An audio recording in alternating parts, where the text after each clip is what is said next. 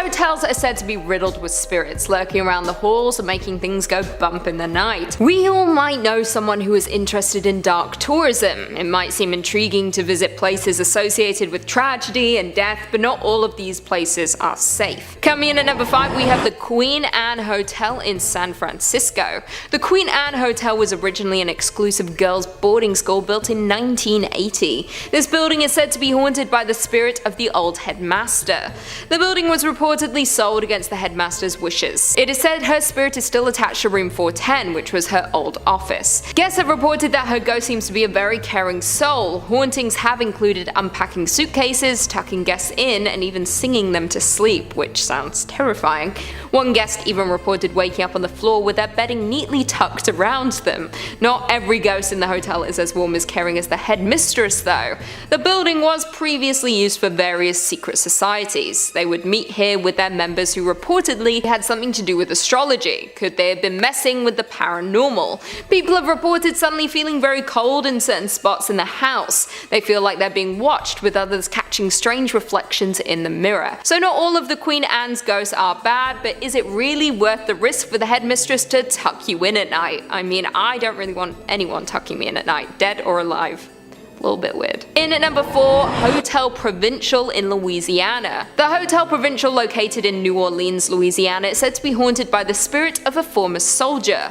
The hotel has a beautiful French design and boasts about their historical heritage to the land. It turns out the hotel is built over an old military hospital from 1722. In 1831, twin houses were then built on the site, but they both burned down in 1874. There have been many guests who have reported hauntings of the soldier in many different forms. Some hear doors opening and closing on their own, or footsteps walking the halls at night.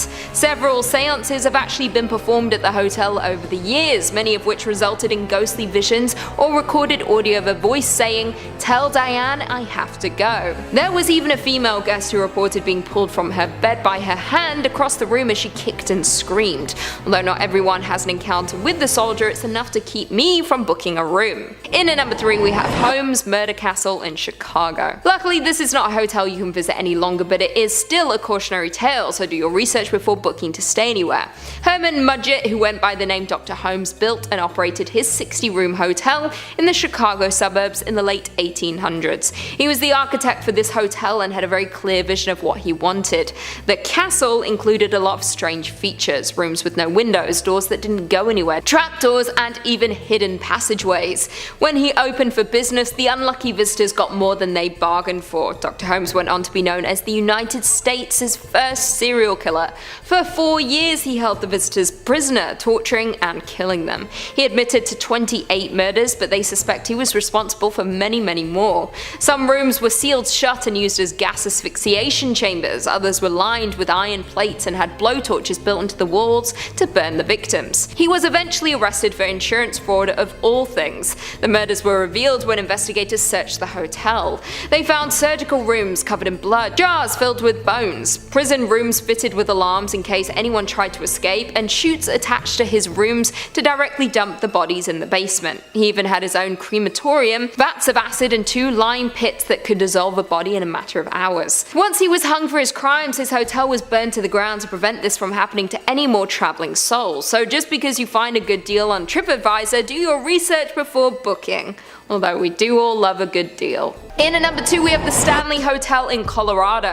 The Stanley Hotel is perhaps the most infamous haunted hotel in the world, and for a good reason. It's said to be so haunted that author Stephen King based his popular novel The Shining on the colonial revival-style hotel, which was later adapted into the hit film starring Jack Nicholson. Should you decide to spend a night at the Stanley Hotel, you'll be spending it among a plethora of spirits that are said to haunt the grounds, and not all of them are human. But let's look back to the hotel's haunted history. It was built by inventor Freeland Oscar Stanley, who moved to Colorado hoping to relieve his tuberculosis symptoms in 1903. 1 season later, he was a new man, no longer weak and frail. He was so overjoyed that he decided to build a sophisticated hotel, and in 1908, the Stanley Hotel opened its doors. Stanley lived until the ripe age of 91, but his spirit is said to still roam the halls of the place he loved. His wife, Flora, also has been spotted in the hotel and is known to play the piano. All ghosts play the piano, apparently. apparently. Another spirit is that of a housekeeper named Elizabeth Wilson. She was seriously injured on the property in an explosion, but thankfully survived. Her spirit is said to reside in room 217, which happens to be the same room that Stephen King stayed in. The author apparently had a nightmare of his young son being chased around the hotel. On the 4th floor, guests and staff have reported hearing children laughing and playing. There's also a spirit of a little boy named Billy who is known to play with the hair of guests. So the next type of ghost isn't actually that scary, more cute if anything. On the grounds there's a small pet cemetery. People have reported seeing apparitions of a cat and dog roaming around. The Stanley Hotel also has an underground cave system below with a high concentration of minerals that are said to attract spirits. And finally, in at number 1 we have the Cecil Hotel in Los Angeles. Located in the dirty underbelly of LA, the Cecil Hotel is not for the faint of heart. It has housed famous serial killers, a bizarre mystery, and tons of death, but let's start at the beginning. In its glory, the Cecil was the definition of opulence, with a grand marble lobby, stained glass windows, and beautiful statues. But that quickly fell through when it was hit hard by the Great Depression. In 1931, the Cecil had its first of many suicides. The once elegant hotel and the area around it slowly became what we know today as Skid Row. After a string of more suicides, the hotel became a place for people to die. Perhaps the most grim death was when a woman gave birth in the hotel and in a panic, she threw herself out the window. Let's say she did that. I like changing history so that I can keep it in. Elizabeth Short, famously known as the Black Dahlia, was also said to have had a drink in the hotel's lobby days before her gruesome murder. Even more famous, or should I say infamous, people have frequented the Cecil Hotel. In the 1980s, Richard Ramirez, or the Night Stalker, was terrorizing the West Coast, murdering at least 38 people in less than a year. The serial killer called the Cecil home and based his operations out of the hotel. He allegedly even dumped bloody clothes and evidence in the dumpsters behind it. Austrian serial killer Jack Unterweger also resided at the Cecil in the 1990s. After serving time in prison for a murder conviction back in his home country, he checked into the Cecil while working as a journalist. He murdered 3 sex workers and even reported on his crimes until he was caught. The Cecil Hotel found itself at the center of a mystery in 2013 that took the world by storm. The disappearance of Elisa Lam made headlines. The 21-year-old tourist's body was found floating in the hotel's water tank. Her death was ruled accidental and attributed to mental illness, but there are very strange elements to the story that still leave doubt in people's minds. There's security camera footage that shows Elisa in the elevator acting rather strange. She seems to be hiding by pressing her body up against the wall, occasionally peeking out and acting as if someone is in there. Whether you believe her death was accidental, homicide, or paranormal, it's still an incredibly bizarre and haunting story. Although the Cecil Hotel has since been rebranded and has undergone a facelift, there are too many deaths and sinister stories attached to the hotel for it to not be haunted. Coming in at number 5, Hotel MyStays Premier Akasaka in Tokyo. The MyStays Premier Akasaka was built on the site of the Akasaka Weekly Mansion. Since opening, the hotel has been linked to countless cases of people taking their own lives and sudden deaths that have reportedly taken place at the former building. Since then, it is a common occurrence for guests to experience the paranormal. One of the most common claims is that an eerie, white mist can be seen filling the rooms. No one knows where it comes from or why, but it can disappear as fast as it appears. There are also often reports of a woman appearing in some of the rooms. She has been seen in doorways or even at the foot of the bed. Guests have reported a cold hand stroking their hair or grabbing them while inside of their room. One woman was even dragged by her hair across her room. Electronical items also appear to stop working while within the hotel, with some turning off and on mysteriously, then working normally again upon leaving the hotel.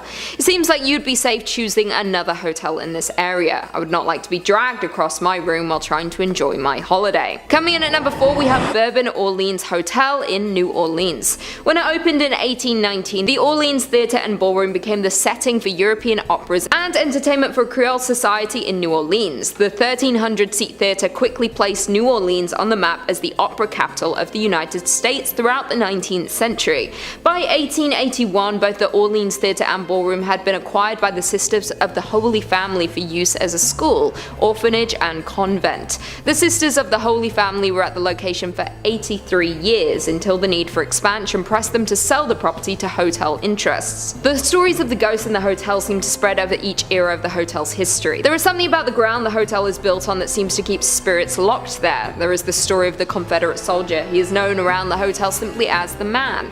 He has been known to haunt both the 6th and 3rd floors. Many people have seen him standing around on these floors, and sometimes his footsteps can be heard walking around. A yellow fever hit New Orleans around the time that the nuns were running their convent. They cared for sick children who had been orphaned. Due to this, there are spirits of nuns and little girls who have been seen around the hotel. The most frequently told tale is of a little girl. You can hear her light footsteps walking around from time to time, and some have even seen her rolling her ball and chasing it down the 6th floor corridors. The final well-known ghost to inhabit the Bourbon is that of the Lonely Dancer. She has been seen dancing underneath the ballroom's crystal chandelier. Others have commented on how they could see someone stood behind the curtains within the ballroom, yet when they look to see who is hiding, no one is there. Seems she wants to be included in the lavish events, but must only watch from afar. In at number 3 we have Emily Morgan Hotel in San Antonio. Before the building was built, the grounds of what is now the hotel was where the Mexican forces battled the Texans in the long barracks of the Alamo in 1836. Over 600 men lost their lives on the land that the hotel now lives on. When originally built, the location was the Medical Arts Building. It housed over 100 medical professionals from doctors to dentists. It was even believed to have a section devoted to the care of those suffering from psychological conditions. The building also had a morgue and crematorium, providing for patients and their family from birth to end of life. Of course, with any old building that has witnessed death, the stories about what happened here continue to grow and interest those who visit. The staff and guests of the hotel have shared their stories about weird occurrences at the hotel. These moments of weirdness have led some to conclude the hotel is haunted. One example of this is the phone ringing in the middle of the night. Once answered, no one is there. Room attendants have also told stories of them cleaning the room, then once they go to clean the bathroom, they will re-enter the room to see that the bedding has been thrown around the room. That sucks. Guests have also reported unusual occurrences during their stays. Some have seen hospital gurneys outside of the room when looking through the peephole, only to see nothing there once the door is opened. Elevators will stop on random floors where there is no one waiting, as if it has been called by a spirit. Emily Morgan Hotel follows the traditional superstition of a lot of the other hotels and does not have a 13th floor. What many people do not know about the hotel is on the 14th floor there isn't a room 1408. The room number stops at 1407 by design, and the next room is the Duke's Suite. When you add the numbers 1408 together, 1408, you get the number 13. Hence the movie 1408, starring John Cusack. Great movie, very scary. In at number 3 we have the Fairmont Chateau Laurier in Ottawa. The Fairmont Chateau was originally commissioned to be built in the early 1900s by Charles Melville Hayes. Charles was the president of the Grand Trunk Railway. He began his career with the company when he was just 17 as a clerk. He soon worked his way up the ranks within the company. It was his idea to build a transcontinental railroad within Canada from Moncton to British Columbia. He was an ambitious man but often promised more than he could actually achieve. This often led him to upsetting people and causing repercussions for his company. He was even called heartless, cruel and tyrannical by one member of the parliament. His hotel was due to open in 1912 after he returned to Canada after a short trip to London to sort out some of his business problems. The gala opening for his hotel was planned for April 25th. That's my sister's birthday. Just so you all know. He bought a ticket to travel back on the 10th of April after hearing his daughter back home was struggling with her pregnancy. He was due to arrive in New York on April 17th in order to make the gala. Unfortunately, Charles along with his wife and staff were on board the RMS Titanic. Charles is said to have helped the woman in his family safely get to the boats, but he himself would not make the trip. He was brought back to Canada to be laid to rest. His hotel did open after a amount of time to mourn his passing. Although he was not there when the hotel opened, it is rumoured his spirit still remains within the walls. Likely his spirit felt it had some unfinished business, having died so suddenly and tragically. One visitor from 2008 stated that the hotel was definitely haunted. She claimed her floor in particular was haunted and she felt incredibly scared during her visit. Taps would turn themselves on mysteriously as well as footsteps in the hallway. She did also state it would not stop her from visiting again though. Maybe the beautiful castle is worth a scare. In at number 2 we have the Banff Springs Hotel in Alberta. The Fairmont Banff Springs, formerly known as the Banff Springs Hotel, is a historic hotel in Banff, Alberta. William Cornelius Van Horn, another founder of the railroad, had the idea to build a hotel on the land. When construction began of the railroad in this area, they stumbled across several mineral springs. Seeing the great opportunity, William commissioned a grand hotel be built at the location. Construction started and they relied heavily on Chateau-esque style architecture for inspiration. After 2 years of construction, the Banff Springs Hotel opened its doors in 1886. Quickly became known as one of the top 3 mountain resorts in North America. Its great reputation stands to this day. It has hosted historical figures such as King George VI and his wife Queen Elizabeth. The hotel is now open for over 130 years. A lot of guests have visited in that time, and it is believed that not all of them may have left. One story that has always been told between guests is one of the ghost bride. The story goes that her and her fiancé had booked in for a lavish wedding at the hotel. They had their entire family booked into the hotel, and it was looking to be a beautiful celebration of their love. On the morning of their wedding, she got into her dress and prepared herself for the big day. Unknowing to her, what came next was tragic. She wanted to make an entrance into the wedding and decided to descend down one of the marble staircases. She slipped on her dress and frantically reached for something to stop her. She fell a great height to the bottom of the stairs, in front of all the guests and her fiancé. They watched in horror, unable to do anything. They rushed to her aid, but it was too late. She was already gone. The wedding party had to leave the hotel in an attempt to move on from the tragedy, but the bride could not. Her soul was trapped inside of the hotel. It is said she now spends her days walking down the same staircase, hoping to reach the bottom and greet her loved ones, but she never will. This is a common sighting for guests of the hotel. You can feel a chill run down you if you walk those steps today. Some guests have even heard crying echoes across the marble floors, unable to see what might be causing it. Maybe one day she will find peace in the afterlife, but right now she continues to haunt the halls of the hotel. And finally, in at number 1 we have the Fort Garry Hotel in Winnipeg. The Fort Garry Hotel is located in downtown Winnipeg. It opened for the first time on December 11, 1913, and once again has links to the railway. It is one of many hotels owned by Canada's Grand Railway Hotel. It has been designated as a National Historic Site of Canada due to its long history. Any hotel that has been open as long as this one is bound to have some ghosts sticking around.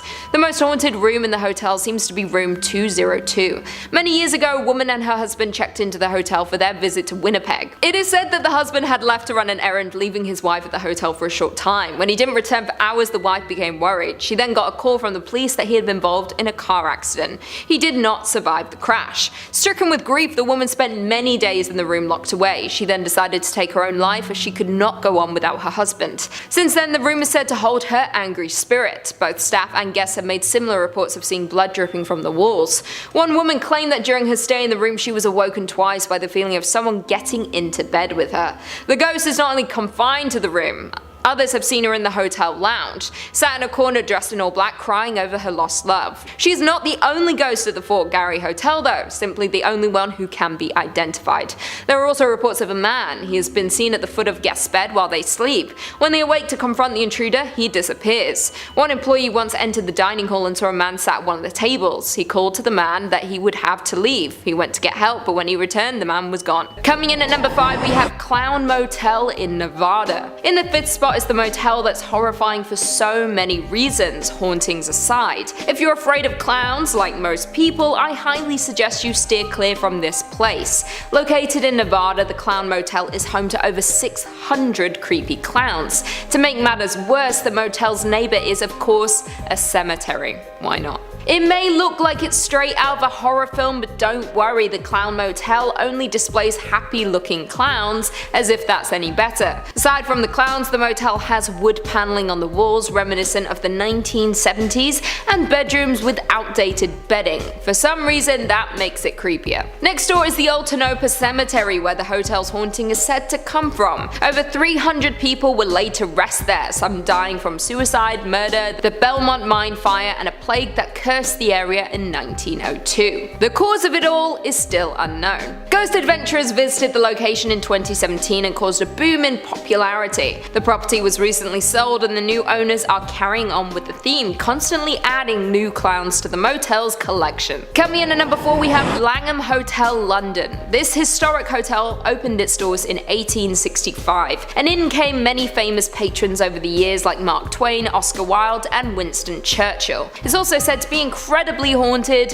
and given the age, it makes sense. A number of ghosts are known to frequent the property, one being a German prince. Story goes that the man plunged to his death by jumping out of a window before the start of World War I. He can be seen in his military uniform lingering around the 4th floor window. There's said to be a doctor who murdered his wife before killing himself while on their honeymoon. Legend also says that the Emperor Napoleon III spent his last days at the Langham Hotel and can now be spotted roaming the halls. Like most haunted hotels, there's always one room that's plagued the most by paranormal activity. At the Langham Hotel, that room is 333. Can we just talk about the fact that 333 times 2 is 666? Coincidence?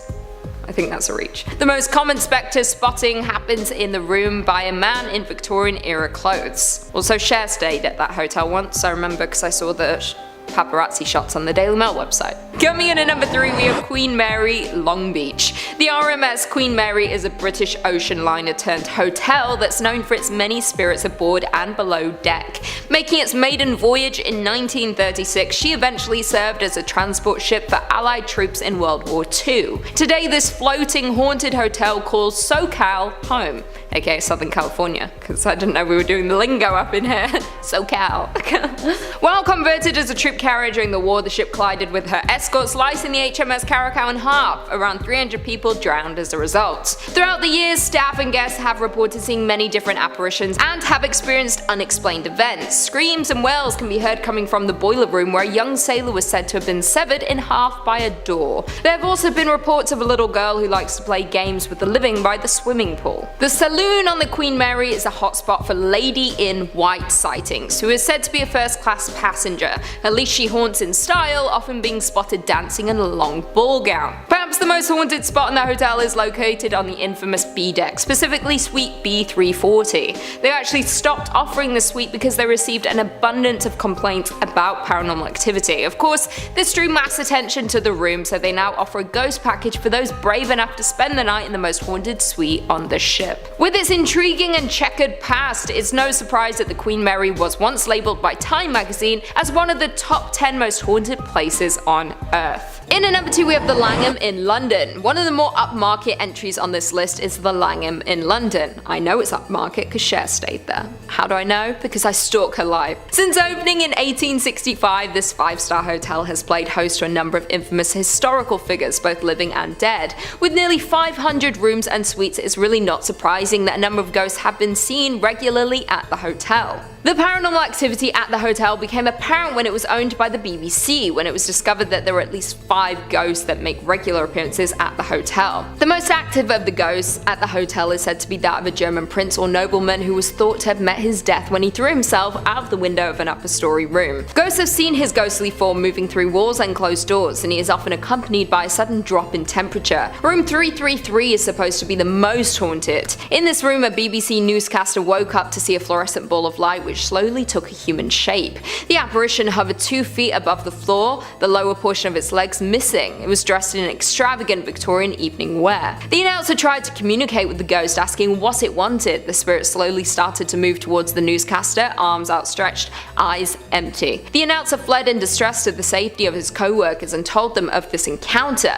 A colleague accompanied him back to his room. The ghost was still there when they entered, but appeared less visible and less threatening before slowly fading away. Other BBC staff reported seeing the apparition in the same room, though only in October. There have been reports from other famous guests that taps will turn on in the night and turn off when investigated. Many people often struggle to sleep here and have to move rooms or even hotels. And finally, in at number 1, we have Malmaison in Oxford. This hotel is the most unique on this list. It was once a large prison located in Oxford. They have converted each cell into a hotel room. They have 95 rooms from you to choose from, starting with standard double house of correction to signature suite that is a 2-story of cells converted to a loft-style room. Oxford Castle functioned as Her Majesty's Prison Oxford from 1888 to 1996.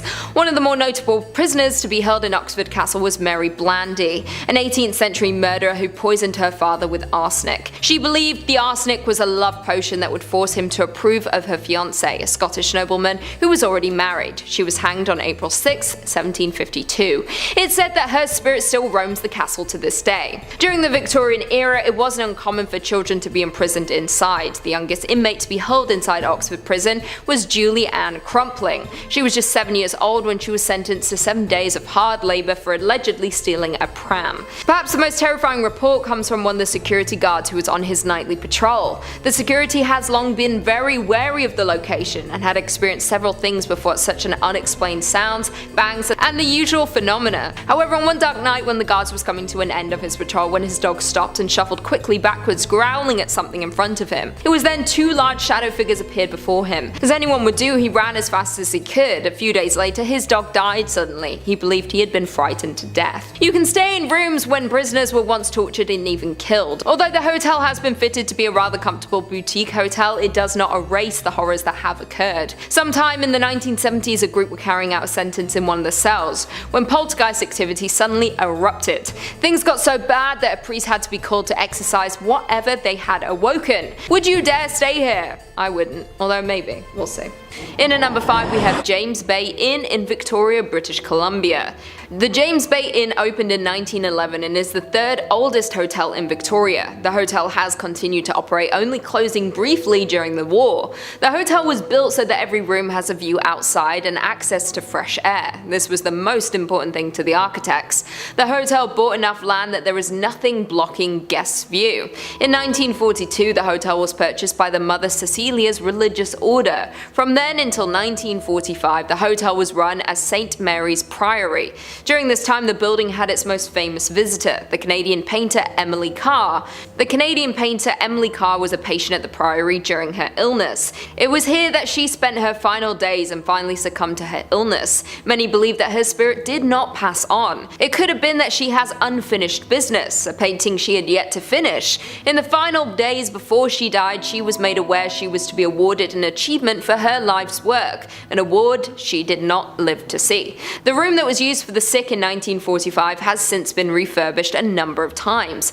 It is now a men's room leading off from the pub. It is believed that her spirit is unhappy that where she had her final moments has been turned into a restroom. There are reports that she likes to play around with the ghost. She will call the phones in the rooms at night. When answered, no one is there. She has also been seen to appear at the end of the beds watching people sleep at night. She was also once seen in a mirror of the washroom. The scared guest told others, but no one else saw her on investigation. In at number 4 we have Fairmont Royal York in Toronto. Opened in 1929 by Canadian Pacific Hotels, the Fairmont Royal York in Toronto has been a member of historic hotels worldwide since 2017. When it first opened, the hotel was the tallest structure in the entire British Empire. Within a year, the demand for the hotel grew so much the hotel already had its first renovations to add more rooms. Like most other hotels around that time, the hotel was designed as a chateau and Art Deco style architecture. This hotel has also hosted royal family members King George IV and Queen Elizabeth during their royal visit to Canada. The hotel is believed to have at least 4 ghosts who like to walk the halls of the historic hotel. An author named John Robert Colombo wrote the book Mysteries of Ontario. In the book, he mentioned a ghost that he came across during his stay at the Fairmont Hotel. According to the book, he saw an apparition of a man. He said he was a grey-haired man in a maroon jacket. He saw the man in the hallway of the 8th floor. Others have also reported seeing the man in different areas of the hotel. There is another story about a young woman who used to work at the hotel. The former employee once went missing during her shift.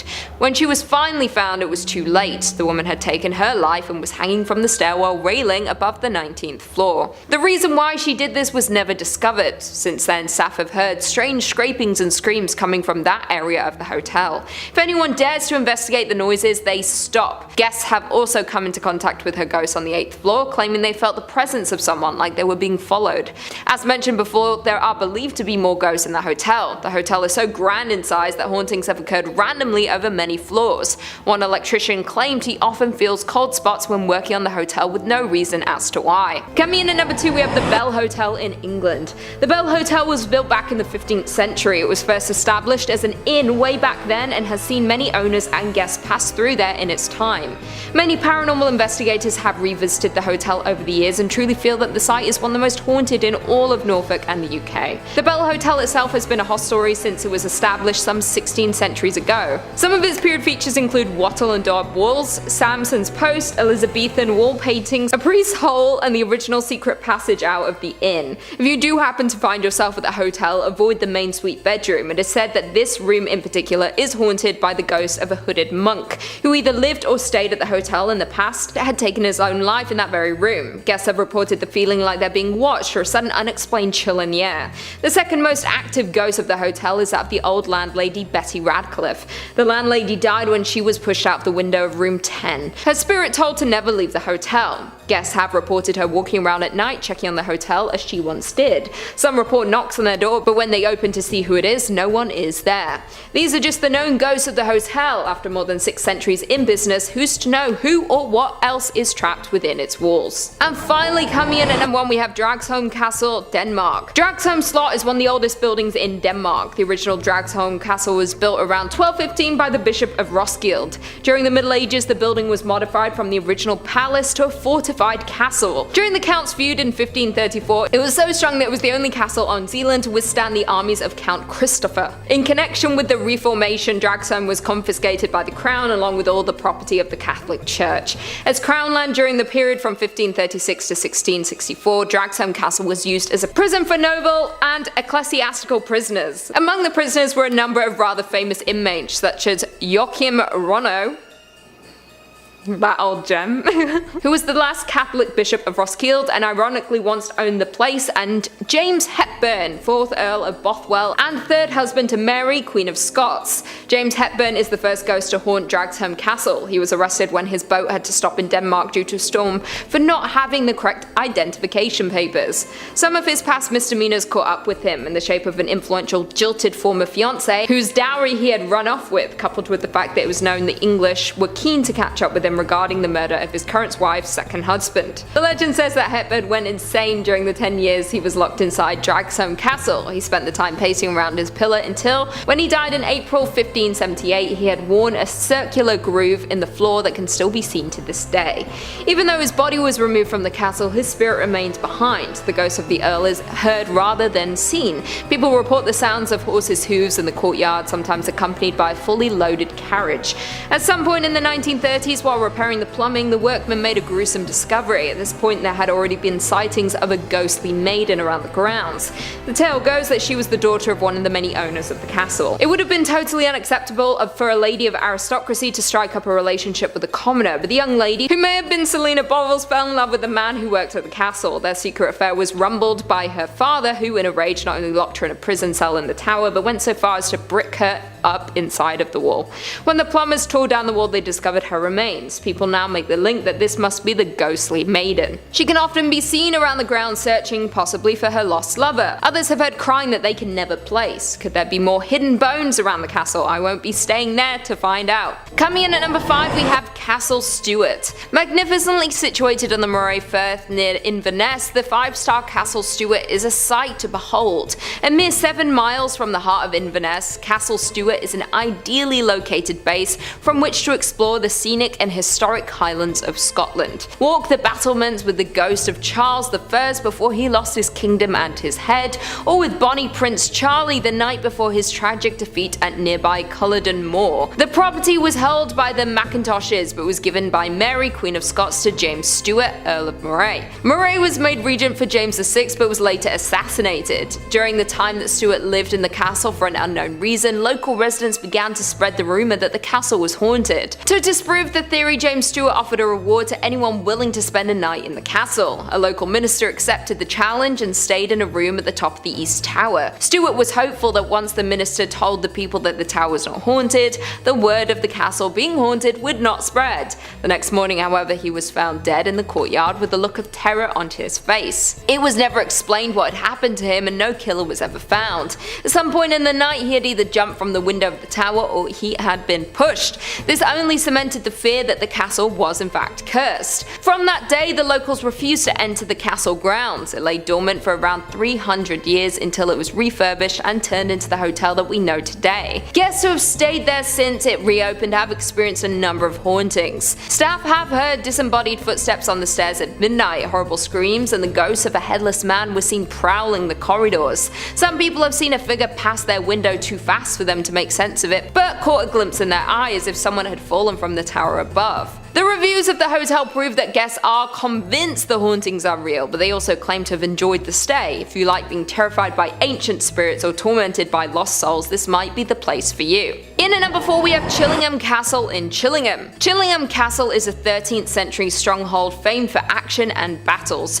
With its fine rooms, gardens, lakes, fountains and tea rooms, the castle has an extraordinary ownership bloodline which runs back to the 1200s. Chillingham occupied a strategic position during Northumberland's bloody border feuds. Chillingham Castle was often under attack and often basked in the patronage of royal visitors, a tradition that remains to this day. Edward VIII came to hunt there, and members of today's royal family continue the tradition with private visits to the castle this century. The medieval castle remains as it was, just with galleries that you can see today added in Tudor days. For the visit of King James VI of Scotland, the castle is a dark past at the hands of the once owner John Sage. Once injured, he could no longer fight for the king. He begged to be kept on in some capacity. He was given the job of torturer and stepped into his new role with relish. It was said that he had a deep hatred for the Scots and little mercy, with over 7,500 men, women and children suffering an agonizing end at his hands. Often legs and arms were broken before they were thrown 20 feet down into the oubliette. With no way to escape, they were to eventually starve and pass away in pain and in fear. It was also said that John Sage met with an equally gruesome death after he accidentally killed a tribesman's daughter that he had been in love with. The father exacted his revenge and John was executed at Chillingham, with parts of his body being taken as souvenirs, a fitting end to a life dedicated to such cruelty. One of the most famous ghosts is the ghost of the Blue Boy, often witnessed by flashes of blue light or halo. These sightings settled down when 2 skeletons, one of a man and the other a young boy, were uncovered during renovation work. They even found documents with the remains dating back to the Armada. Who they were and why they were hidden remains a mystery. Some of the smaller hauntings guests reported including footsteps being heard walking around the rooms and the taps turning on by themselves. Another common sighting includes those of the Lady in White, who, after suffering from being poisoned, begged guests for water in the pantry. These are just a couple of the ghosts and hauntings around the castle. If you're brave enough to investigate, you might find a few more. In at number 3, the Swan Hotel in Suffolk. This luxury 4-star hotel is set in the middle of the historic Tudor town of Langham. In the heart of Suffolk, its oak-beamed interior makes for a cozy feel, giving guests a sense of stepping back in time. It's said that a housekeeper who once lived there back when the hotel was a thriving coaching inn back in the 19th century fell pregnant out of wedlock. The baby's father was happy to marry the lady under the circumstances and promised to look after them both. However, on the wedding day the gentleman had second thoughts and left the pregnant lady standing at the altar.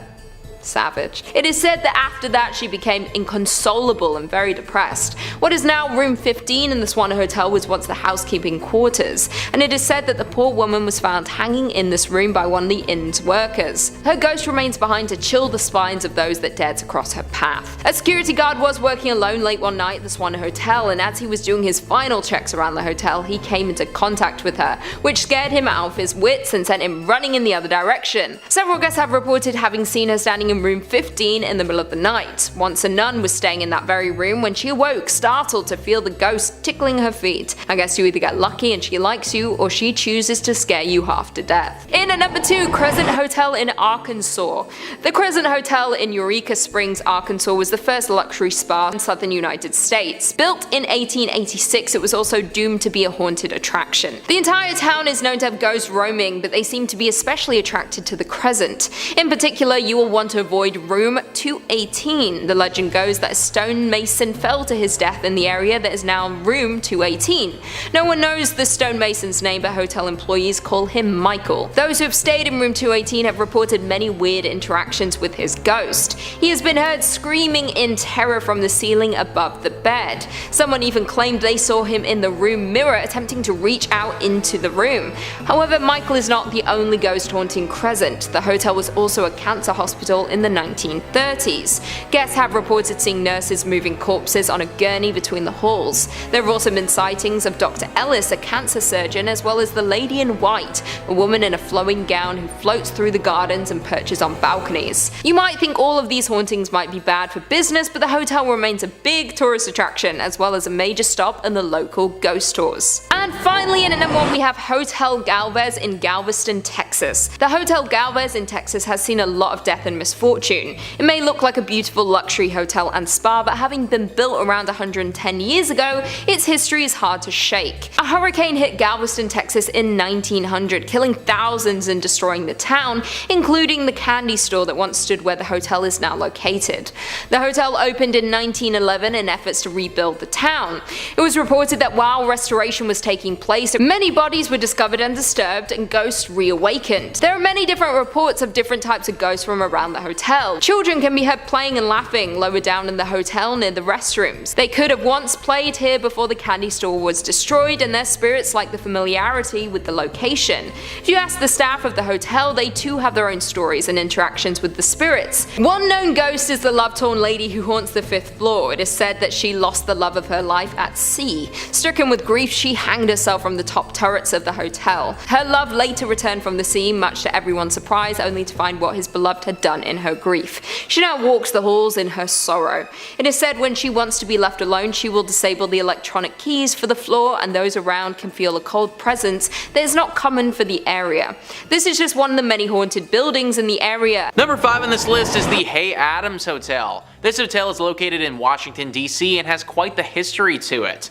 USA Today writes, quite possibly the most famous hotel in the capital, the Hay Adams has hosted many a politician, including the Obamas before inauguration. In 1884, best friends John Hay, Abraham Lincoln's private secretary and later a Secretary of State, and Henry Adams, the author and descendant of John Quincy, built their homes on the plot of land where the hotel now sits. In 1927, 9 years after Adams' death, the houses were razed and replaced by the hotel that stands today. Adams' wife Marion Hooper Adams killed herself on the site in 1885, and her spirit reportedly haunts the hotel. Guests and staff say they can hear a woman crying softly, disembodied voices, and doors opening and closing on their own. What is it about hotels and people taking their own lives? It feels like so many hotels are haunted because someone left the world far too early, and usually it was their decision to do so. Marion Hooper Adams is no exception, and she has made this hotel a very inhospitable place to stay. Sometimes you hear the faint cries of a creature or spirit and they go away, but apparently her spirit absolutely wails. All the time there are screams and crying heard. In fact, it's so repetitive that it gets less scary and more of an annoyance than anything else. People literally just can't sleep at night because they're constantly listening to her crying over how her life ended. It's also a nuisance when they find things missing all the time. Marion likes to move things and steal items. Oftentimes, the valuables of these people are gone if they leave the hotel for an extended period of time and then come back. Now, maybe this part of the legend is actually just one of the hotel workers stealing stuff and blaming it on her, but either way, things will go missing if you stay here. It's overall just a horrible experience being at this hotel for an extended period of time, and I wouldn't recommend it to anyone. Number 4 on this list is Hotel Provincial. Located in New Orleans, this hotel is teeming with paranormal energy. USA Today says the 2-story Hotel Provincial with 94 rooms in the historic French Quarter is a retreat into old New Orleans. Like many New Orleans properties, it also claims to be a popular paranormal activity hub. Like other area hotels, the property acted as a medical facility for wounded Confederate soldiers and is said to still possess their spirits. From distressed soldiers and operating doctors to pools of blood, guests have reported it all. If actually staying at the property seems too spooky, it's also a stop on many walking ghost tours of the city as well. Pools of blood, guys. Literal pools of blood. Just imagine walking into your hotel room after a long day of doing stuff, getting into your PJs, moving the comforter over to your bed to slip in, and then seeing a bunch of blood just ooze out. This has actually happened to people before. That would absolutely scar me for life if something like that ever went down. Not to mention people actually getting physically scarred when they come here. People have reported getting attacked by unknown paranormal entities while staying here, waking up to a spirit completely ravaging them and having no idea how or why it's happening. This is not the type of hotel that you want to stay at, and you will literally risk your safety if you do. Number 3. The Crescent Hotel. If you're ever making your way through Arkansas, you simply have to stop off at the Crescent Hotel. It's been called the Grand Old Lady of the Ozarks due to its gorgeous old Gothic design and wonderful mountaintop view. It's kind of a shame almost this such a pretty place has such a morbid, haunted history, but that seems to be a running theme with all these delightful old hotels. The more beautiful they are, the more haunted you are. Its problems began during its construction. A construction worker named Michael plunged to his death from the roof, fatally landing in room 218. Unsurprisingly, since then, that room is said to be haunted, with guests reporting bizarre noises being heard from inside. And this is far from the only cursed tale of this hotel though. Before it found a new life as a hotel, the Crescent was a alternative clinic of sorts, run by a charismatic charlatan by the name of Norman Baker, who claimed that the waters of the nearby springs were so refreshing and so restorative that they could cure any ailment you might have. This might surprise you, but this was not true, as Baker did not have even the most minute amount of medical training. He was just a con man with a winning smile and a bunch of $5 words. Patients would check in expecting to be cured for cancer. That was his main operation. He said it could cure cancer. And his cancer cure was just an injection of corn silk and water, which doesn't do anything. Baker would find himself arrested in 1949, but unfortunately for the victims of his scams, their souls wouldn't find peace just yet. All throughout the hotel, guests report ghostly figures, seeing floating orbs passing through the halls, hearing screams, laughters, and strange bumps in the night. One particularly notable ghost around the Crescent is named Theodora, who was once one of the nurses employed there. Well, nurses. They say she hates mess, and many guests report that they'll discover their belongings have been reorganized for them. I love hearing stories about these helpful ghosts that don't haunt you, they just pack up your stuff for you. Among the cutest stories of spirits, however, is reports of a ghost cat named Morris, who guests claim they can hear purring or feeling a warm sensation on their lap or leg. Oh, the little ghost kitty wants some scritches? I guess he ran out of 9 lives. Guess they're not quite enough. I hope there's some meow mix up in the afterlife. Number 2, the Langham. The Langham Hotel is one of the most famous hotels in England. It's gorgeous and renowned, and it's entertained all manner of famous guests over the many years of its service, and if you believe the rumors, might be entertaining them still if their spirits are still lingering onwards. Built in 1865, is it any wonder now that this hotel is a haunting ground for restless spirits? One of the more reported ghosts to come out of the Langham Hotel is that of a man decked out in Victorian evening wear, seemingly trapped inside room 333. He appears during October, unable to move on from his final resting spot. If you ask the locals, they'll tell you a story of how years and years past, a doctor and his new wife checked into the Langham for their honeymoon. No one seems to agree on what transpired or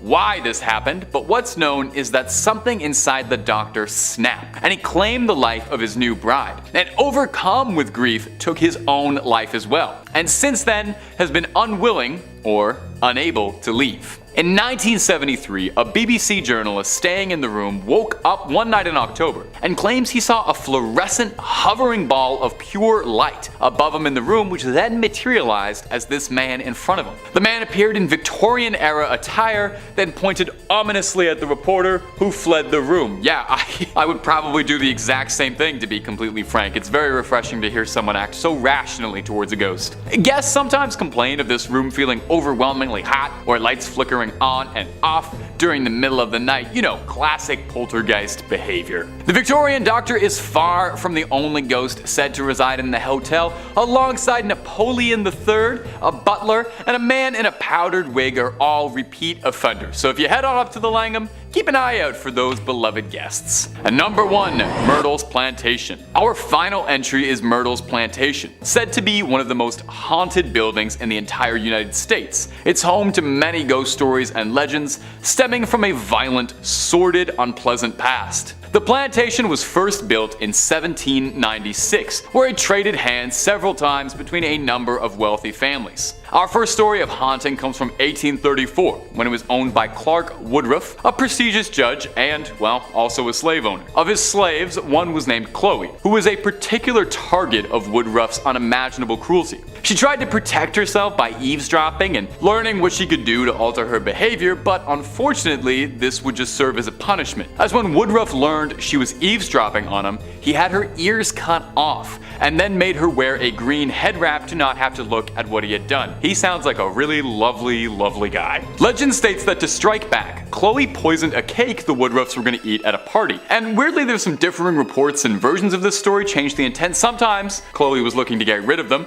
sometimes she just wanted to make them sick to teach them a lesson. Well, the dosage was lethal, and Mrs. Woodruff and the rest of the family, save for Mr. Woodruff, were all lethally poisoned. As a retaliation, Chloe was hanged on the property. Some believe that she still haunts the ground and that her ghost can be seen, still sporting that green head wrap. The next owners would not fare much better. The next owner was a wealthy family, the Winters. Mr. Winter was a teacher, and one day a stranger riding by came out and fired at Mr. Winter fatally, where he staggered up the stairs to breathe his last. Visitors say that you can still hear his forceful stomps up the stairs as he attempted to get help. The plantation harbors a dark history, but has remained a popular spot for ghost hunters and paranormal enthusiasts to go and stay the night to see what they can find. Coming in at number 5, we have Omni Shoreham Hotel in Washington, D.C. The Omni Shoreham Hotel was built in 1930 by the owner of a construction company. One of the hotel's major financial partners was Henry L. Doherty,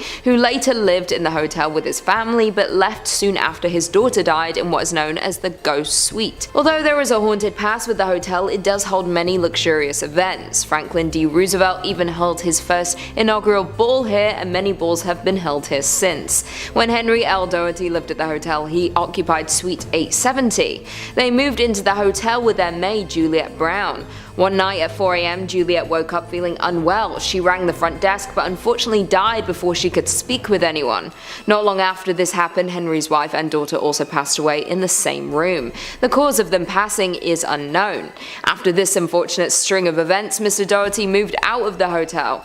The apartment was then unoccupied for over 50 years. The Doherty apartment was since renovated into a hotel suite. However, since this was reopened, there have been a number of weird happenings. Guests soon reported hearing faint voices and witnessed doors closing and opening by themselves. Televisions as well as lights would also turn off and on by themselves, strangely all around 4 a.m. at the same time it's believed Juliet passed away. Some occupants also said that they came back to the room with the furniture rearranged. If you do ever find yourself at this hotel, do not stay in the Doherty suite. Coming in at number 4, we have Admiral Fell Inn in Maryland.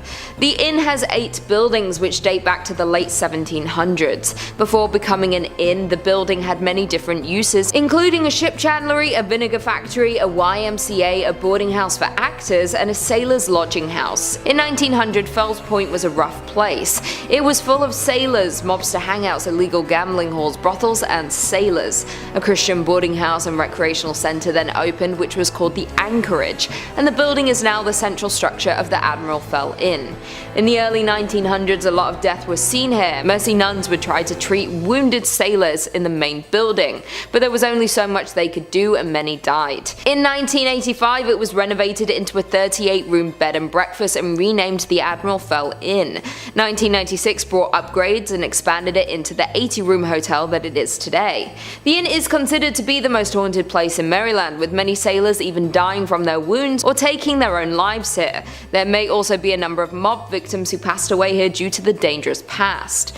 One room is particularly dangerous, room 413. This room was the scene of a ghastly murder in 1999. Christopher Jones, an out-of-town guest attending a pharmaceutical convention, was killed by Garry Mick. Some of the hotel's housekeepers often get a strange feeling when they clean the room, and others refuse to go in it at all. Some feel a breeze or a hand resting on their shoulder. Others have experienced sudden cold spots and shadows darting around the room. People have also seen floating sailors sitting where a fire escape once was. Others hear knocking on their doors from butlers who once were.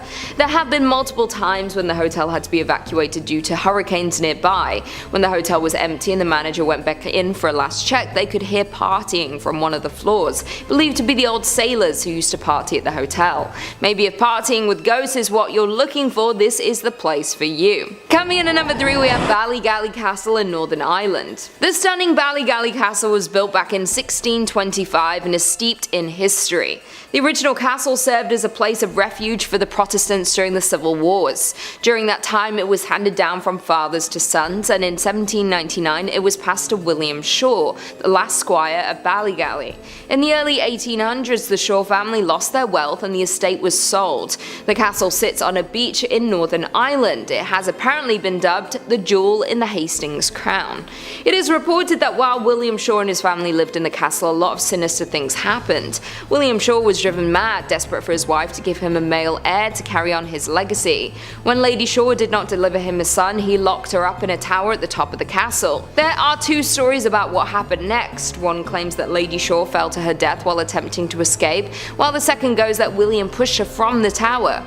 I am tempted to believe the second personally. Since then it is said that over 400-year-old ghost still roams the grounds, looking for her beloved children who she was separated from. She has her own dedicated room at the hotel to try and contain the hauntings, but there have still been hauntings with guests. She has been seen wandering the grounds late at night. Others have heard her crying from within their room or feeling a presence that is watching over them. This is not a hotel you should visit with your children. If she mistakes you for one of her lost girls, there's no telling what she might do. Coming in at number 2, the Hay Adams, Washington, D.C. The Hay Adams Hotel is only 1,000 feet from the White House and known as the closest you can get to the White House without an invite. The hotel is located on the site where the 1885 homes of John Hay and Henry Adams once stood. In 1927, a property developer bulldozed the homes to build a 138-room residential hotel. Hotel magnate Julius Manger purchased the property in 1932 and changed the name to the Manger Hay Adams Hotel. He owned the hotel until his death. Manger died in this residential suite within the hotel. The ornate ceiling was the last thing he saw. This is not the first death on the land that the Hay Adams stands on. Adams' wife Marion Hooper Adams took her own life on the site in 1885. In a fit of grief, Henry Adams destroyed all of Marion's things, including her photographs and papers. It is believed by many that Henry had a mistress, and maybe that contributed to Marion's depression. Henry and Marion are buried together under a monument called Grief. Staff of the Hay Adams Hotel complained that the ghost of Clover is most active during early December, the anniversary of her death. Reports of doors mysteriously opening and closing on their own, a woman crying softly, and voices of sorrow coming from apparently nowhere. Some housekeepers have also experienced being hugged by an unseen presence. The hauntings do not stop it from being the most popular hotel in Washington and has hosted many a politician, including the Obamas, before inauguration. Just be aware, if you do stop by, you might get a hug from the spirit of Mrs. Adams. And finally, in at number 1 we have the Marshall House in Savannah. The Marshall House was opened in 1951 by Mary L. Marshall on Broughton Street in Savannah's premier shopping district. It is the oldest hotel in the area, being one of the only houses specifically built to be a hotel. It is a beautiful hotel considered by architectural historians to be the finest structure Mary Marshall ever built. Although it started as a beautiful structure and still is to this day, it has had its share of death and horror. During the Civil War, the Marshall House was occupied by the Union and used as a hospital until the end of the war. It was also used twice more as a hospital during the yellow fever epidemics of the 19th century. When it came to restoring the house in the late 1900s, they discovered human remains under the floorboards. The house became a crime scene, but they soon discovered that the downstairs room was used as the hospital's surgery room. It is believed that the remains of limbs that had been amputated during the war were discarded underneath the house. Since the bones were disturbed there have been numerous claims of hauntings within the home. Paranormal activity is a frequent occurrence around the hotel to this day. If you choose to stay there, you might notice the faucets turning on and off, lights that inexplicably flicker, electronic items powering themselves, toilets suddenly overflowing for no apparent reason, and disembodied voices that echo throughout the halls. One guest recalled, "A room to be wary of, 306. The loud hall noises in the middle of the night happened on the 4th floor where we just happened to be staying. I've lived in many haunted houses, but Marshall House creeped me out completely. I loved it there, but I could not rest. Yes, it is old and noisy, but there's way more going on there than meets the eye. But what else can you really expect from a city built on top of dead bodies? If you want to sleep through the night, Marshall House is not the hotel for you." Number 3 on this list is the Pfister Hotel. This one has been around for a while and has got a lot of people scared who've stayed here. Travel and Leisure says the historic Pfister Hotel opened in Milwaukee in 1893 with elegant interiors and advanced technology for the times, including electricity, individual thermostat controls, and fireproofing, making it one of the most sought after accommodations in the city. The hotel is supposedly home to a number of spooky sightings, In fact, several MLB players have reported their own personal ghost experiences in the hotel, and some are even too scared to stay there again. So guys, I actually run a podcast all about the MLB. Because I run this podcast, I'm pretty knowledgeable about the MLB. I have literally heard of this hotel before even doing research on this video. Players will flat out refuse to play here now because they get way too scared and can't get any sleep when they're there. Then obviously when they play their game the next day, they suck because they just spent the entire night basically fending for their lives in this haunted hotel. It's really too bad that it has to be this way because this is apparently one of the nicer hotels in Milwaukee. It's definitely one of the oldest, and back then it was the best place to stay if you wanted a luxurious night. Hopefully the ghosts that reside here eventually leave and we can all enjoy it once again without getting completely haunted. Number 2 on this list is the Emily Morgan Hotel. The Emily Morgan Hotel is located in Texas and is probably the most haunted in that entire state. It wasn't always the lovely and renovated hotel that it is today. Prior to this being a beautiful place to stay, this was actually a hospital and a place for doctors to stay. Obviously, during that period, it saw a lot of illness and death, and that has tainted the space. But believe it or not though, this isn't the only set of tragedies that this location has seen. Before it was a hospital, before it was anything at all, on this very site where the hotel currently sits was the Battle of the Alamo. The Battle of the Alamo was one of the most critical battles in the Texas Revolution. The battle lasted for 13 brutal days in 1836. It was between the Mexican soldiers and the Texan soldiers. The Mexican soldiers won out and killed every single one of the Texan soldiers who were there defending their fort. This battle is one of the most famous in American history for how horrible and brutal it was. It's no wonder that the land here is haunted and will infect basically anything that's built here. It also doesn't help when the hotel used to be a hospital which saw its fair share of horrible things too. Nowadays, this hotel has a whole cast of paranormal characters. Soldiers from back in the day have been spotted roaming around the halls, and patients and doctors as well. There have even been a few occasions where people have reported having visions of being on the battlefield as if they were transported there. Definitely not the spot to be staying on your vacay to Texas. And finally, number 1 on this list is La Fonda on the Plaza. This is a hotel located in New Mexico that has been host to plenty of tragedies. Travel and Leisure says this beautiful Santa Fe, New Mexico hotel has an incredibly rich history. Since 1609, a number of inns have been located on this very site, but a handful of events may be the cause of continued hauntings. According to the National Trust for Historic Preservation, the ghosts of a judge shot in the lobby, a businessman who gambled everything away at the hotel before jumping down a well, and a bride killed on her wedding night are just a few of the spirits that you may come across during your stay here. That's 3 spirits too many for me, guys. Whenever situations like this arise, I start to question things. What I mean is that, isn't this a little bit odd that 3 totally separate, completely different tragic events all took place right here at different times?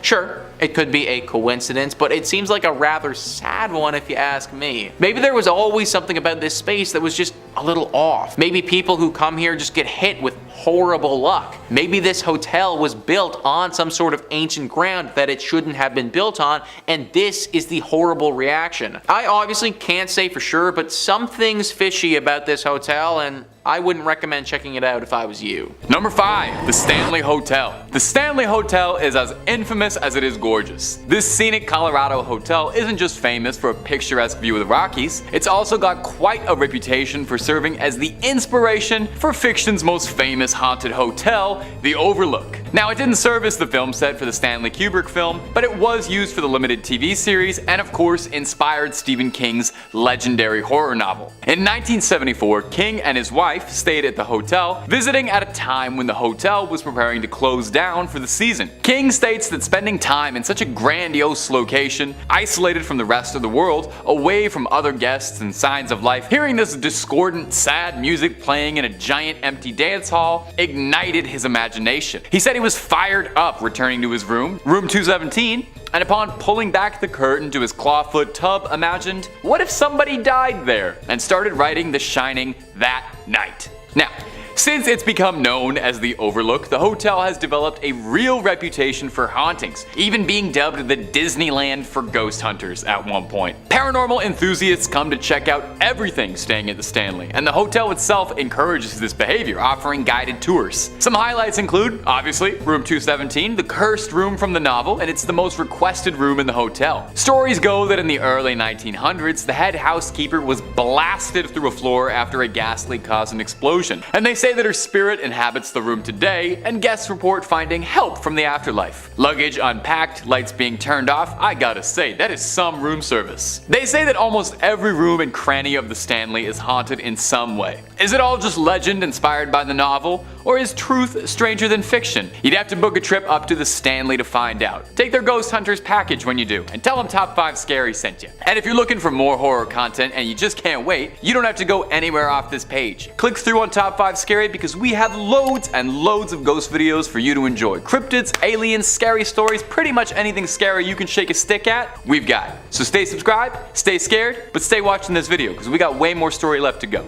Number 4, the Fairmont Banff. Our next entry is one of Canada's most famous haunted hotels, and you know me, I love a local haunt. That's a little pun for you. The gorgeous property is well known internationally, and not just for its stunning views, but apparently because the place is just top to bottom ghost central. Let's take a look at some of the more notable ones that are haunting the property. The most famous specter at the Fairmont is that of the Ghost Bride. That was a Tim Burton movie, wasn't it? Her story takes us back to the late 1920s, and allegedly it goes that a beautiful young bride was dressed in her gown, ready for the ceremony, when something caught her heel, causing her to slip and fall down the hotel stairs, careening downwards, tragically cutting her life short. Since then, hotel staff and guests alike have reported numerous sightings of a weird veiled figure moving up and down the stairs in a long ethereal white gown, or seeing her in the ballroom by herself, dancing alone, waiting for that first dance she never got.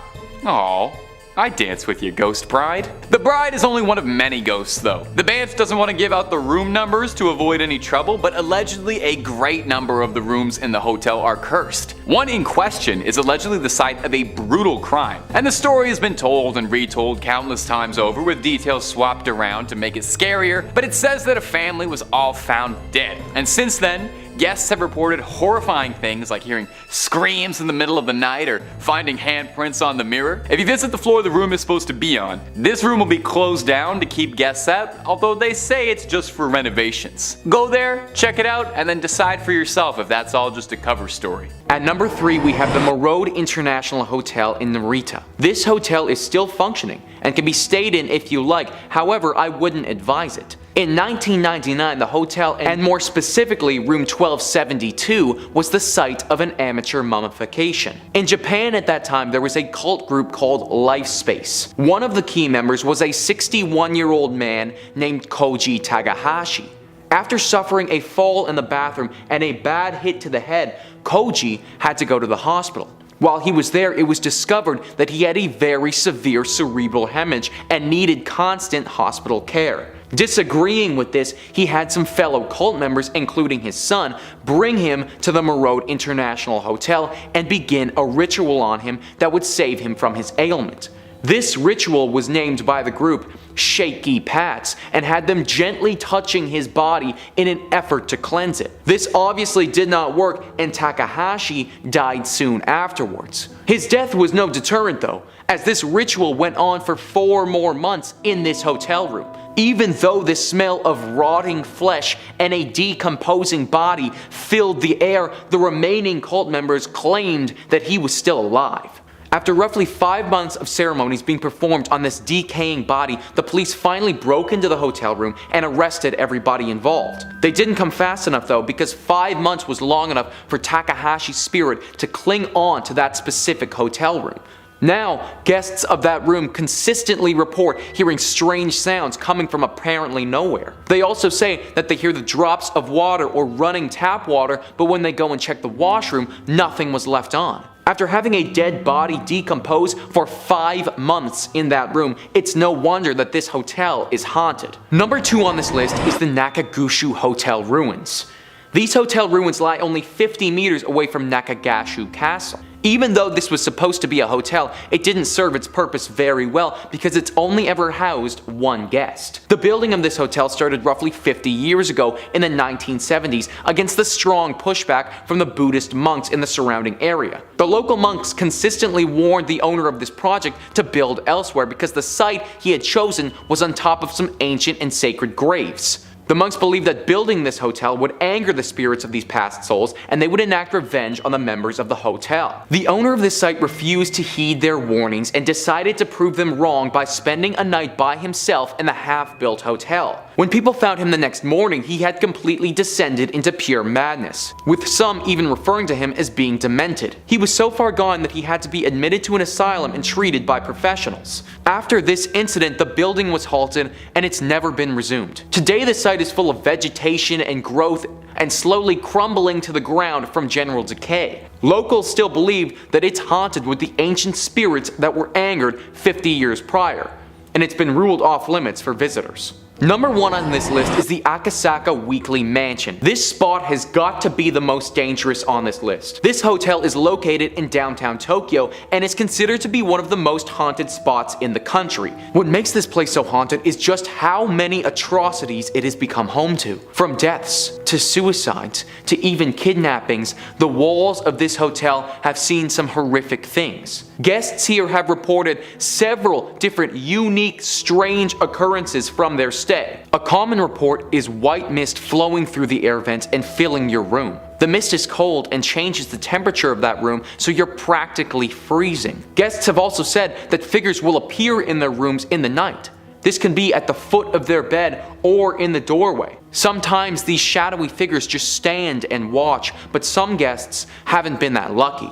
One woman described standing up and then having this being push them back on the bed, paralyzing them so that they couldn't fight or run away. Another guest describes an incident where they saw a shadowy creature and tried to run to the door. This devilish apparition tripped them to the ground and dragged them by their legs back into the room. They proceeded to attack this individual until they had decided that they had had enough. The person staying in this room came out about this story the next day and showed off her back where she had countless scratches that resembled some strange looking claws. Somebody finally had the bright idea to tear down this hotel. However, instead of leave the area alone, they built another hotel directly on top of it called the MyStays Premier.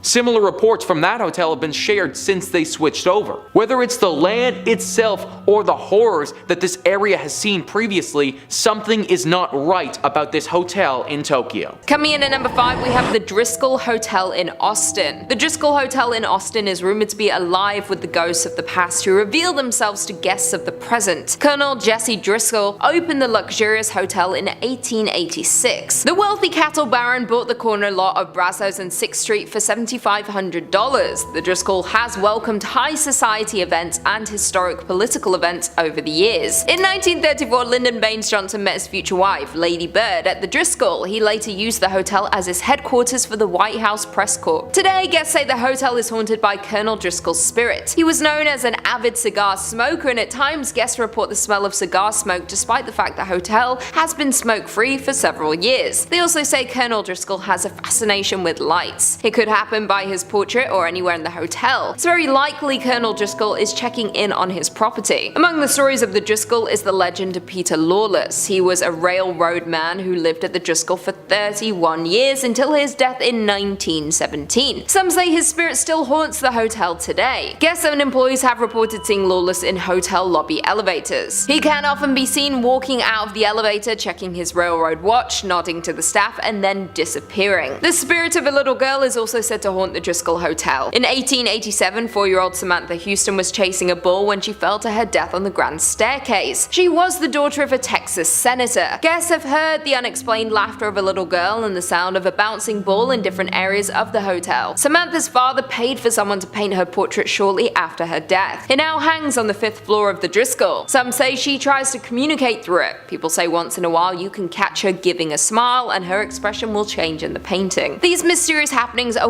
by the Driscoll is known as the most haunted hotel in Texas. It attracts guests looking to encounter visitors from the other side. They are playful, mischievous, very quirky sense of humor when it comes to playing little tricks on people. Coming in at number 5, we have La Fonda on the Plaza in Santa Fe, New Mexico. In the historic district of Santa Fe, New Mexico sits the historic La Fonda Hotel. This old hotel has been providing a pillow for weary travelers since 1922. The location itself has been called home to some kind of inn or fonda since Santa Fe's earliest days. When Santa Fe was founded in 1607, records show that an inn on this location was one of the first businesses established in the new settlement. According to local law, court was held in the original Adobe Hotel, as well as executions, when guilty offenders were hanged in the lobby. Over the years, the hotel was destroyed and rebuilt several times over. As more and more pioneers traveled the Santa Fe Trail, the La Fonda became a popular destination for trappers, traders, mountain men, soldiers, politicians, and the like. The gambling hall continued to be a major feature, however, providing entertainment for military officers and the occasional professional gambler. Fortunes were made and lost here, and one unfortunate person lost his life in 1857 at the end of a rope strung up in the hotel's backyard by a lynch mob. 10 years later, in 1867, the John P. Slough, Chief Justice of the Territorial Supreme Court, was fatally shot in the hotel lobby. Slough was in a dispute with Captain Ryneson, a member of the territorial legislature, when he called Ryneson a liar and a thief. More than a century ago, a distraught salesman who lost his company's money in a card game leaped down a deep well that was located just outside the gambling hall of the Exchange Hotel. Most of the history of the hotel is strung together by a string of tragedies. The hotel has seen more than its fair share of violence and anger. Today, the La Fonda Hotel is said to host not only travelers visiting Santa Fe, but also several ghosts. Some people believe that Judge Slough continues to walk its hallways. However, more often reported is the ghost of the distraught salesman who jumped into the well after losing all of his company's money. The hotel's dining room, called the La Plazuela, is situated directly over the old well, and both guests and staff alike have reported the sight of a ghostly figure that walks to the center of the room, then seemingly jumps into the floor and disappears. In the 1970s, a guest reportedly called the front desk to complain that someone was walking up and down the hallway in front of his room. When an employee was sent to investigate, he saw a tall man in a long black coat disappear into a stairwell. However, when he followed him to the stairs, there was no sign of the mysterious visitor. Today, the La Fonda Hotel is a vibrant historic landmark on Santa Fe's downtown plaza, known for its award-winning architecture and decor unique artwork. Guests don't appear to be put off by the spirits that still live there, with some staying there in hopes of encountering a lost spirit. In at number 3, we have Hotel Chelsea in New York City. The Hotel Chelsea has been a formidable presence on the West 23rd Street since the 1880s, taking up a large section of the block between 7th and 8th Avenues. Over the past decades, the hotel has become a shell of its former self, as ownership has changed hands. We've seen its legendary walls enshrouded in scaffolding, and longtime residents leave as the building is transformed into luxury hotels. A list of notable building residents have called the Hotel Chelsea home, from authors like Mark Twain, Dylan Thomas, as well as Arthur C. Clarke, who wrote 2001: A Space Odyssey there. There is no other building in NYC that has been the home, the muse, and the inspiration for multiple generations of artists. Opened in 1884 as an experiment by architect Philip Hubert, Hotel Chelsea was Manhattan's first cooperative building that catered to the personal and professional needs of inhabitants. It was a social experiment of sorts for a mix of the carpenters, electricians, and interior designers who created the place, in addition to a handful of artists, writers, and singers. From its inception, the 12-story building was a haven for creative types, and it didn't take long for the walls of the common spaces, which at time included dining halls, to become decorated with canvases and murals, some of which were created by the esteemed students of the Hudson River School. But Hubert's social experiment quickly went bankrupt and belly up. In 1905, Hotel Chelsea opened its doors to the world, offering luxury accommodations on Manhattan's West 23rd Street. A few decades later, after plenty of wear and tear, management was forced to lower room prices to mirror the condition of the rooms. During its glittering peak, day-to-day life at Hotel Chelsea was far from glamorous. Tenants would gather to smoke and drink in the hallways of the Victorian Gothic building. Drug use was rampant, and someone was always accidentally setting something on fire. The hotel shuttered to visitors in 2011, and after a series of unsuccessful acquisitions, was ultimately purchased 5 years later by a trio of hoteliers: Richard Bourne and Ira Druckier of BD Hotels, and Sean McPherson of Bowery Hotel and Jane Hotel. The new owners are in the midst of doing a thorough renovation of the ailing space, planned to reopen it in 2019 as a glittering luxury destination. With the hotel's long and complicated history full of every type of person, there have been spirits that have been trapped within the walls. Nancy Spungen, girlfriend of Sid Vicious of the Sex Pistols, was found stabbed on October 12, 1978. She was found on the hotel bathroom floor by the staff. She did not not survive her attack. Sid was charged with her murder but died before he could be convicted. The next tragedy that is considered to be quite popular when it comes to the Hotel Chelsea is that of poet and writer named Dylan Marley's Thomas. This occurred many years earlier than Nancy's on the 9th day of November in the year 1953. In October of 1953, Mr. Thomas arrived in the state of New York, and according to those around him, he had wealth and medical problems. Many claim that he had suffered from regular blackouts and even suffered from medical conditions associated with his heart. In addition to these issues, he also had to carry an inhaler because of the fact that he suffered from a respiratory condition. He became ill during his stay at the hotel. He passed away 3 days later from pneumonia. However, some people believe he was poisoned. Both Nancy and Dylan, along with other lesser-known ghosts, are known to plague their own rooms within the hotel. Some guests have heard screaming from Nancy's bathroom when staying in the neighboring rooms, or waking up suddenly in the night. Others have heard footsteps from outside the rooms, along with running up and down the halls. Currently, renovations continue as of April 2021, with a plan to reopen by the end of the year. Will you visit once the hotel is reopened? Will the renovations make a difference to the hauntings? Probably not. Number 2. Ruthin Castle. The Ruthin Castle in North Wales was built in the early 1200s by Edward I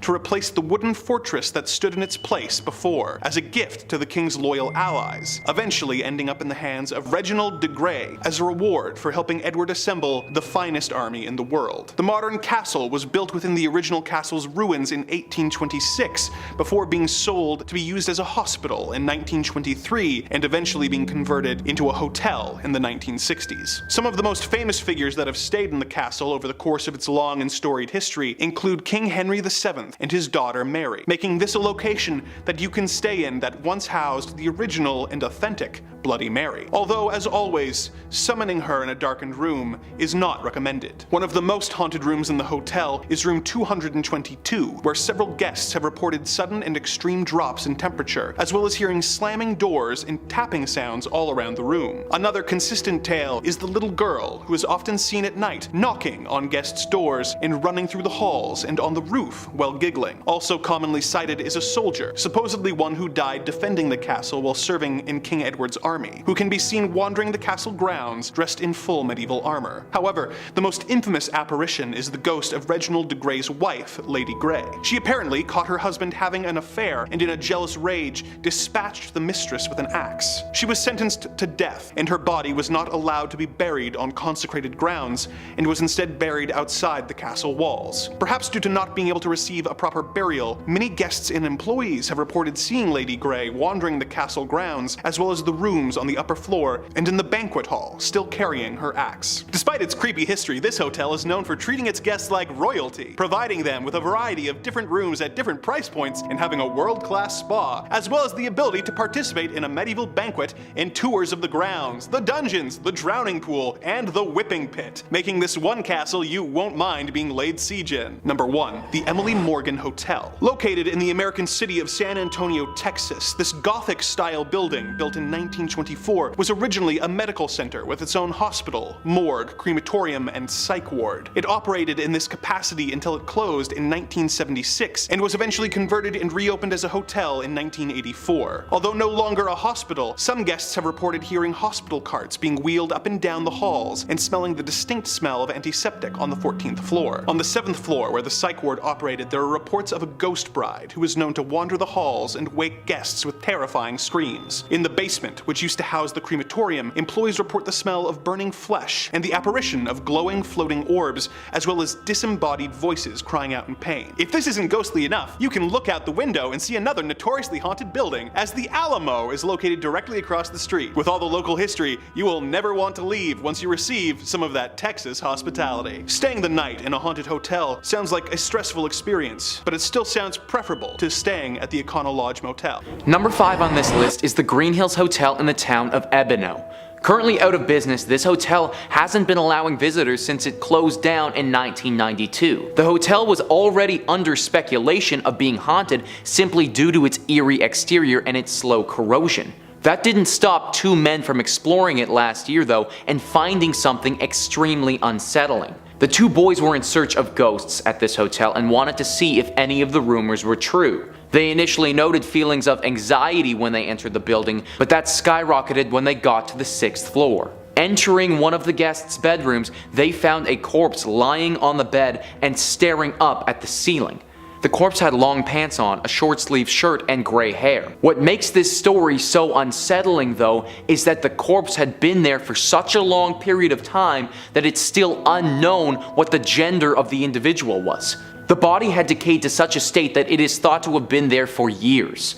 How this person got to this abandoned hotel and then died there is currently unknown, but it has reignited the fire that the location is haunted. Right now, it's currently off limits, and for good reason. Further individuals who have stepped into this hotel have also reported those deep feelings of anxiety that the other two boys did. Perhaps the individual who was found on floor 6 is still haunting those walls to this day.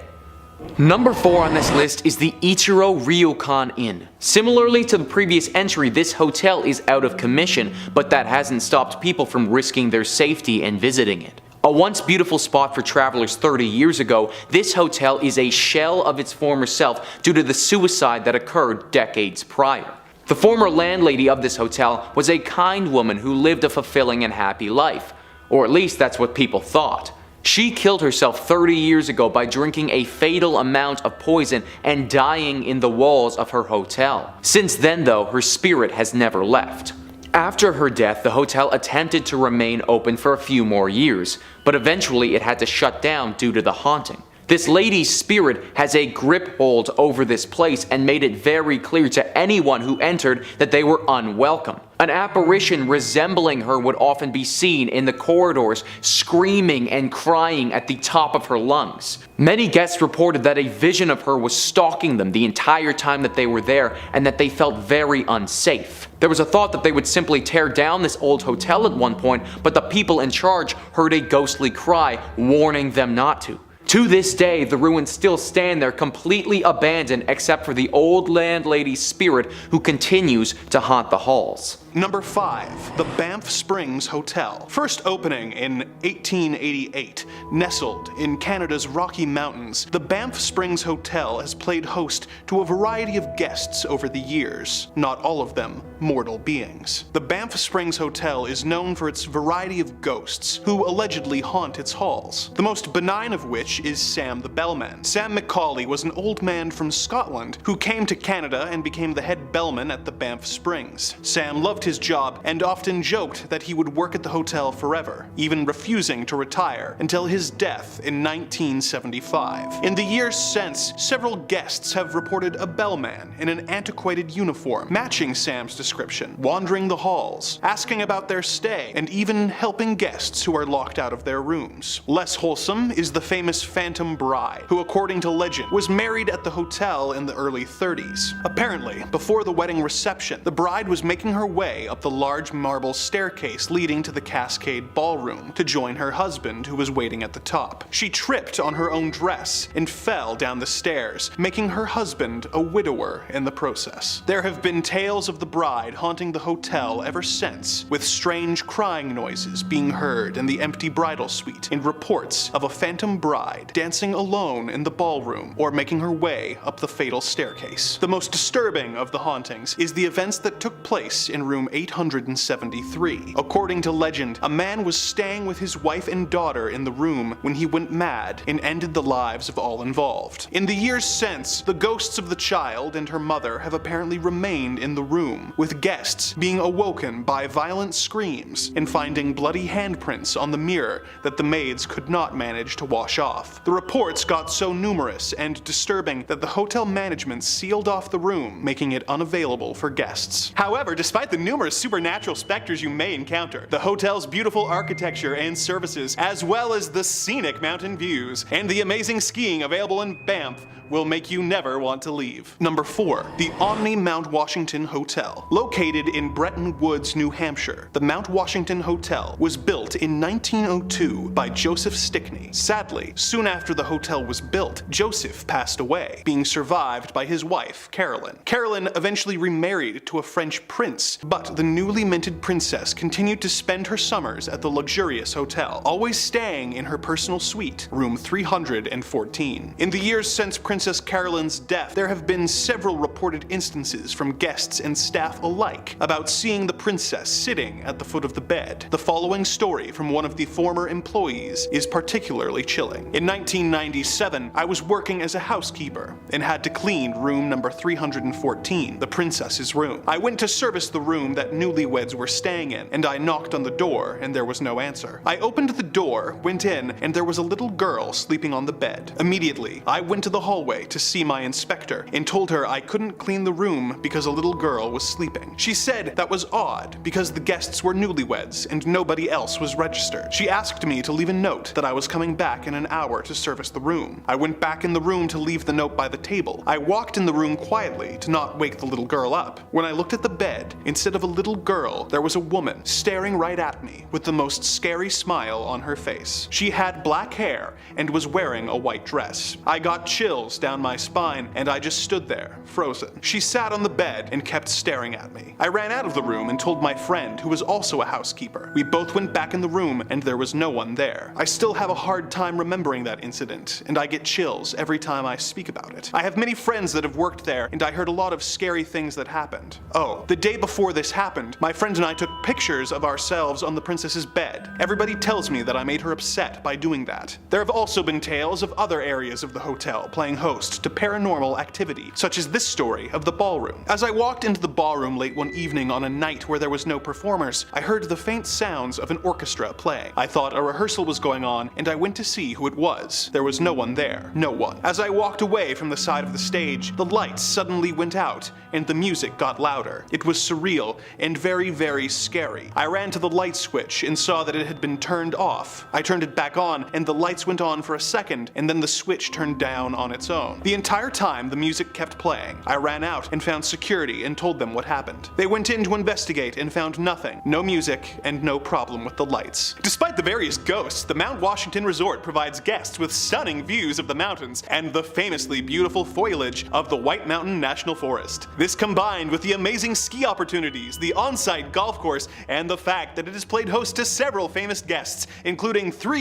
US presidents and Thomas Edison, will make your trip a memorable vacation that you'll never want to leave. Number 3. The Stanley Hotel. The Stanley Hotel was opened in 1909 by the American inventor and entrepreneur Freeland Oscar Stanley. In the years since its opening, it has developed the reputation as being one of the world's most famous and influential haunted hotels, having been described as the Disneyland for ghosts. All throughout the hotel, paranormal activity is reported, with vacuums being turned off or having their plugs torn out of the walls at any given moment. But there are 3 consistent sites of ghost activity on the premises that we will explore. The 4th floor of the hotel was originally a cavernous attic, before eventually being converted into the living quarters for the female employees, their children, and nannies. In the years since, it has been converted into guest rooms, but the spirits of the past are still known to stick around. Guests have reported seeing their closet doors opening and closing on their own, and hearing the sounds of children running around and giggling while they play. In room 428, guests have reported seeing the ghost of a friendly cowboy appearing at the corner of the bed, who is believed to be the spirit of Rocky Mountain Jim Nugent, a guide from the late 1800s who was known for only having one eye after being attacked by a bear. Another haunted location is the concert hall, which was built by Stanley as a gift for his wife Flora, who can often be heard playing her piano late into the night. Another spirit who can be found in the hall is a former employee named Paul, who used to enforce the 11 p.m. curfew and who now nudges guests and workers who are in the hall late at night and will sometimes flicker the lights and tell them to get out. Most infamous is room 217, which is apparently haunted by the ghost of a housekeeper named Elizabeth Wilson. She apparently flickers the lights, moves objects, and will even unpack the guest's luggage. She is, however, somewhat old-fashioned and will literally try and drive a wedge between unwed couples who share the bed, with several couples describing a cold force coming between them in the night and the man's bags being packed and left by the door in the morning. Although this has never been confirmed, when the movie Dumb and Dumber was filmed in the area, Jim Carrey stayed in room 217 and was so scared by something in the room that he ran out of the room half naked and screaming in the middle of the night. The hotel was on the verge of being closed down until an author and his family stayed at the Stanley in 1974, the day before it closed for the season. They were the only guests, and the large, empty, ornate hotel left them feeling extremely uneasy. When the author and his wife stayed in room 217 that night, he had a vivid nightmare about his son being attacked in the hallways, and when Stephen King awoke, he had the idea for his best-selling best-selling novel, The Shining. In the years since the novel's publication and the release of the film adaptation by Stanley Kubrick, the Stanley Hotel has embraced its spooky reputation, offering ghost tours, having a television channel that plays the film on a loop, available for guests, and even constructing an elaborate hedge maze in order to make the hotel more like the fictional Overlook Hotel it inspired. The Stanley Hotel is a must-visit site for paranormal and horror fans that they'll never want to leave. And if they get lost in the hedge maze, they never will. In at number 2 we have Hawthorne Hotel in Salem, Massachusetts. The Hotel Hawthorne has been one of the most cherished landmarks in Salem for a century. The hotel was a joint venture for the town looking to build their first hotel to service visitors. They decided to name the hotel after author Nathaniel Hawthorne, who grew up in the town. Opening in July of 1925, the new magnificent destination offered 150 outstanding guest rooms, as well as a 2-story lobby complete with a mezzanine and balcony. It even attracted series of illustrious guests including the likes of Betty Davis and Johnny Cash, but it was the television sitcom Bewitched that brought the Hawthorne Hotel its greatest fame. In 1970, Elizabeth Montgomery, her real-life husband Bill Asher, and the rest of the cast and crew stayed at the Hawthorne Hotel while filming episodes for the show. The hotel was flooded with calls asking if it was the Bewitched Hotel for years after the Salem saga first aired. Bridget Bishop was one of the poor women accused and convicted of witchcraft, was said to have owned an apple orchard upon which the hotel was later built. Many guests maintain that they have encountered her very spirit within the hotel. In front of the 6th floor's room 612, the apparition of a woman is often seen standing still. From time to time, she will wander up and down the hallway where room 612 is located. Within the room, guests have complained of the sensation that they are not alone, as if someone else is sharing the room with them. And inside room 325 of the 3rd floor, there have been several reports of hearing an unseen baby crying, lights turning off and on, and even the water faucets turning on and off. Others have reported numerous unidentifiable sounds. One particular employee refuses to work nights ever again. During his evening shift, after cleaning a room, he went to get supplies and returned to find the room's entire configuration changed around. With the hotel being built in Salem, there is no telling just how many tortured women still roam on the land, all dying in horrific ways their spirits have struggled to pass on and accept their fate. And lastly, in at number 1 we have the Stanley Hotel in Colorado. The Rocky Mountains are home to a hotel that's widely considered one of the most haunted places in America, and it has ties to a renowned horror film. The Stanley Hotel in Colorado is said to be haunted by several different ghosts, from past owners to children and even a couple pets. Along with its haunted reputation, the colonial revival style hotel also inspired author Stephen King to write The Shining, one of his most popular novels that was adapted into a 1980 film starring Jack Nicholson. The Stanley Hotel was built by inventor Freeland Stanley, who moved out to Colorado hoping that the fresh air and plentiful sunlight would relieve his tuberculosis. When he arrived in 1903, he was weak and underweight, but after just 1 season, hotel staff says his health was restored. The hotel says Stanley was so overjoyed that he vowed to return each summer and ended up building the hotel to bring a level of sophistication to the region. The Stanley Hotel opened in 1909. Stanley died in 1940 at the age of 91, but his spirit is still said to roam the hotel. Specifically, staff says he's been spotted in the hotel's billiard room and bar. Stanley's wife Flora has also reportedly been spotted in the hotel and is known to tickle the keys of a piano. Another ghost that's been said to show up is a former housekeeper of the hotel, Elizabeth Wilson, or Mrs. Wilson. Tour guides say Wilson was lighting lanterns in room 217 when she was seriously injured in an explosion. She survived the blast but passed away years later. Now it seems Wilson is a regular in room 217. Guests report items being moved, luggage being packed up, and lights going off and on. It also seems Wilson is rather conservative. Guides say she's not a fan of unmarried couples. People who aren't married have reported feeling a cold presence between them while in bed. On the 4th floor, guests have also reported hearing children running around, laughing and playing. Guides say that's where nannies and kids they watched would spend much of their time back in the day. Not all of the hotel's purported ghosts stand on 2 legs. There's a pet cemetery on the grounds that guides say is the final resting place of some of the owner's animals. Staff says the ghosts of a cat and a dog have been roaming around. Could this cemetery also be the inspiration for King's novel Pet Sematary? It definitely seems possible. Guides end their tour in a cave system below the hotel, where staff says there's a higher than average concentration of limestone and quartz, which is believed by some to draw spirits to the property. Do you dare visit the Shining Hotel?